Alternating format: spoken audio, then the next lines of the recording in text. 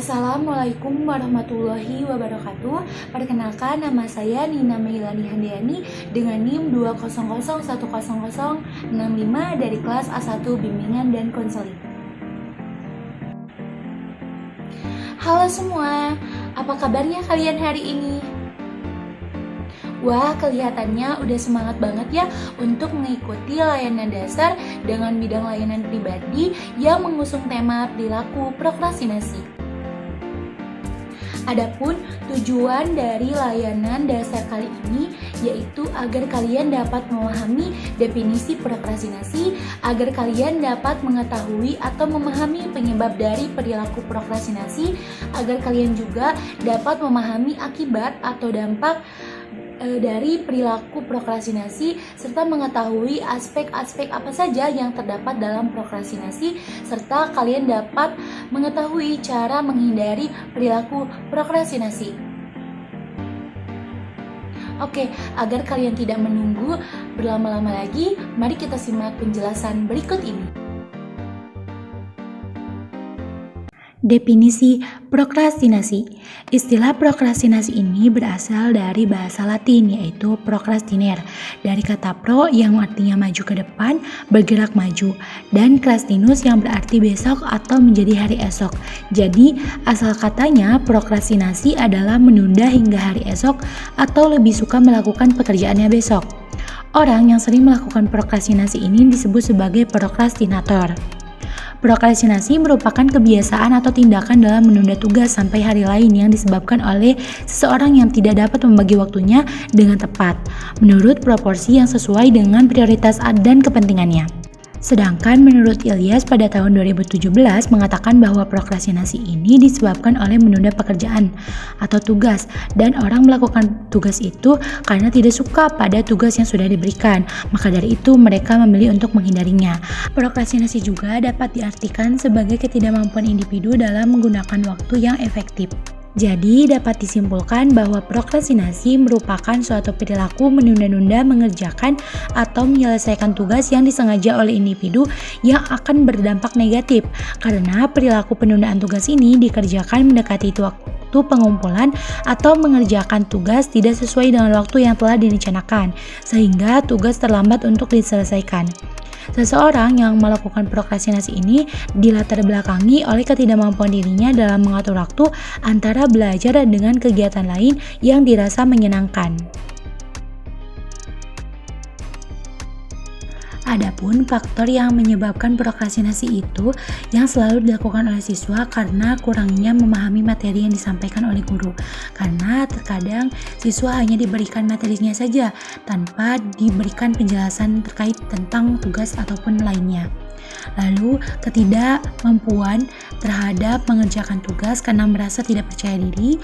Lalu dalam faktor lain, siswa sendiri kurang bisa mengatur waktu untuk mengerjakan tugas dan kegiatan lain. Lalu ada siswa merasa bosan dan jenuh karena pembelajaran secara daring. Lalu guru lebih banyak memberikan tugas secara terus-menerus dan materinya kurang dipahami sehingga tidak bisa bertanya langsung kepada guru mata pelajaran. Dan adanya kurang perhatian dan dorongan motivasi dari orang tua. Selain itu, faktor penghambat lainnya yaitu karena faktor sinyal ataupun kuota internet yang tidak memadai.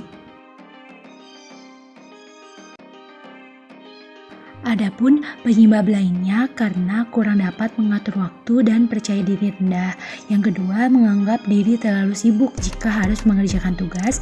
Yang ketiga, keras kepala, dalam artian menganggap orang lain tidak dapat memaksanya mengerjakan pekerjaan. Yang keempat, memanipulasi tingkah laku orang lain dan menganggap pekerjaan tidak dapat dilakukan tanpanya. Yang kelima, menjadikan penundaan sebagai coping untuk menghindari tekanan. Dan yang keenam, merasa dirinya sebagai korban yang tidak memahami mengapa tidak dapat mengerjakan sesuatu yang dapat dikerjakan oleh orang lain. Adapun dampak yang ditemukan ketika seseorang siswa ini melakukan perilaku prokrastinasi. Berikut beberapa dampaknya. Yang pertama, siswa lebih memilih melakukan hal yang menyenangkan seperti bermain smartphone, bermain bersama teman, dan menyebabkan siswa ini terganggu dalam belajarnya. Yang kedua, tugas-tugas ini semakin menumpuk saat siswa hanya bermalas-malasan. Yang ketiga, jalan keluar dari penundaan tugas ini hanya bisa menyontek dan mengandalkan temannya saja. Serta yang keempat, yaitu tidak paham materi yang diajarkan oleh guru. Adapun dampak lain yang mengatakan bahwa siswa yang melakukan prokrastinasi ini akan mendapatkan dampak yang positif jika mereka menunda tugas agar dapat mengerjakannya menjadi lebih baik lagi. Namun dampak negatif yang dirasakan oleh siswa yang mengalami prokrastinasi ini adalah kehilangan kesempatan untuk mengembangkan pemahaman mengenai suatu topik dengan baik, merasa malas dan mengalami lelah secara fisik. Adapun dampak lain apabila seseorang melakukan prokrastinasi ini akan memiliki dampak psikis berupa gangguan emosi negatif bagi siswa seperti cemas ataupun stres.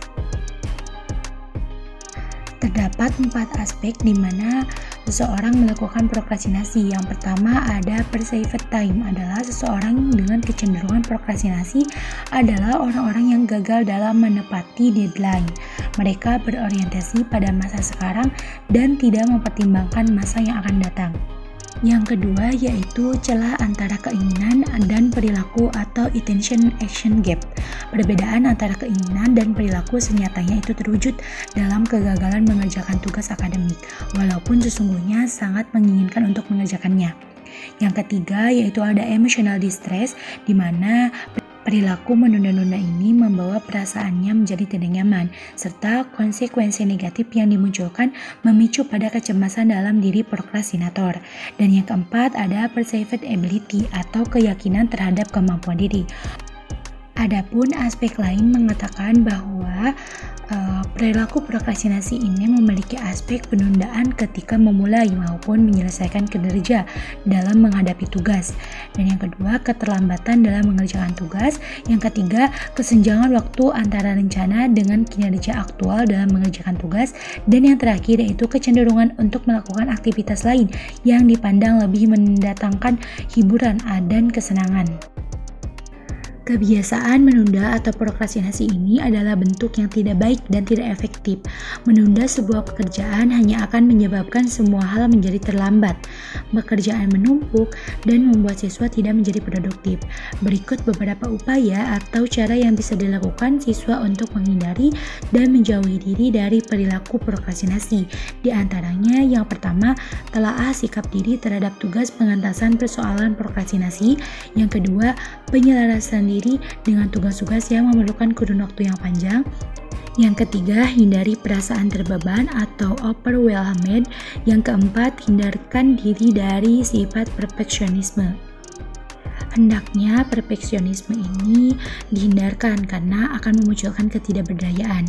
Individu tidak diharapkan menunjukkan keahlian atau kepakaran, hanya individu diharapkan melakukan yang terbaik yang mampu dilakukan. Selanjutnya ada beberapa hal penting yang harus diperhatikan oleh prokrastinator. Perlu memperhatikan hal-hal yang penting agar ia dapat segera memulai pekerjaan tugasnya, serta menjaga agar tetap mengerjakan tugas tersebut hingga selesai pada waktu yang telah ditetapkan. Selanjutnya ada monitoring pola perilaku secara sadar individu. Selanjutnya, beri apresiasi kepada diri sendiri berupa imbalan atau reward. Beberapa hal yang dapat menyenangkan hati dapat dilakukan sebagai imbalan, antara lain seperti menonton televisi, jalan-jalan, makan sesuatu yang disukai, bahkan tidur atau kegiatan apa saja yang dirasa menyenangkan. Dan yang terakhir, kembangkan respect diri, di mana respect diri ini harus dijaga, dirawat, bahkan dikembangkan agar tidak terjebak ke masa lalu maupun ke masa depan. Hendaknya selalu dapat mensyukuri setiap saat dalam kehidupan, kapanpun dan dimanapun. Dengan demikian, individu dapat terhindar dari prokrastinasi.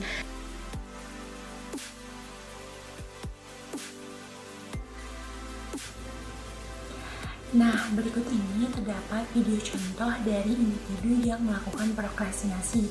Namun, hal itu tidak patut untuk dicontoh ya teman-teman, karena kebiasaan menunda itu bukan suatu hal yang baik dan seharusnya kita hindari.